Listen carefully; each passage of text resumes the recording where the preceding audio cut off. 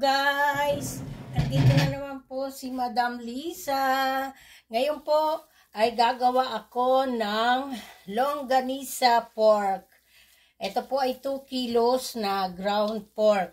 So, meron po tayo dito na lalagyan po natin siya ng salt, 2 tablespoon salt, and pepper, paminta, 2 tablespoon soya sauce, at 2 tablespoon ng cornstarch.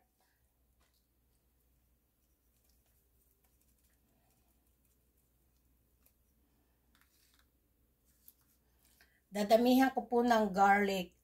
1 cup garlic po ito, chopped. Kasi masarap po ang longganisa pagka maraming garlic. At meron din po ako dito ang annatto oil. Ayan. Ihalo ko na po.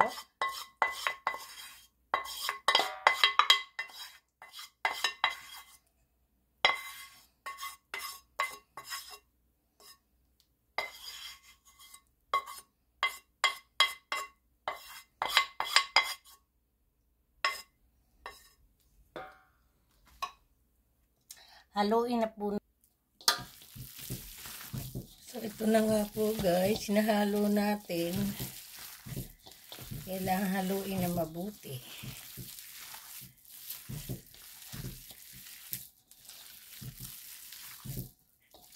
Konti lang po yung annatto na nilagay ko. Para hindi naman po siya red na red.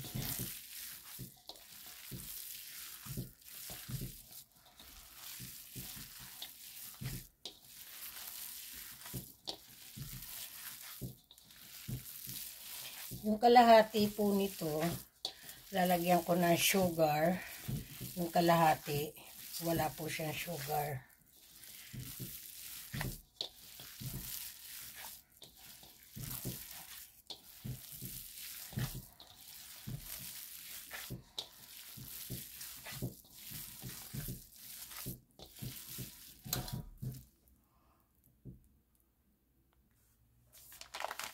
So, ito na po, lalagyan natin siya ng sugar.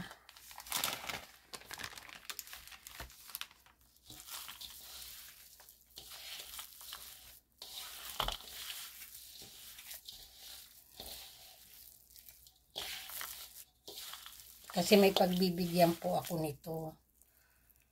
Dadalhin ko po ito sa sa ibang lugar. Hindi ko naman po alam kung ano ang gusto nila, yung sweet o yung lang, normal lang na walang sugar.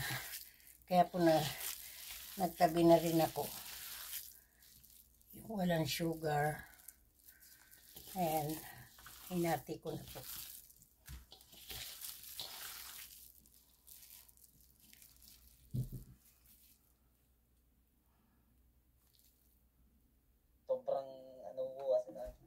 Magaling lang siya magsalita, pero medyo mataas po ang pagpagano. Eto na po. Ginigiling na po natin.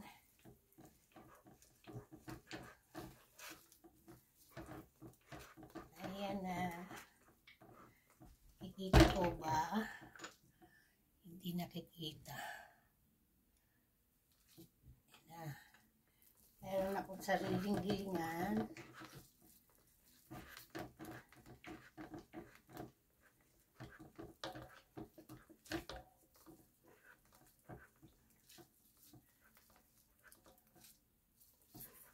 Ang aking homemade longganisa. Gawa-gawa rin po tayo. Pwede rin po pagkakitaan ito. Ayan, ganyan lang. Ayan.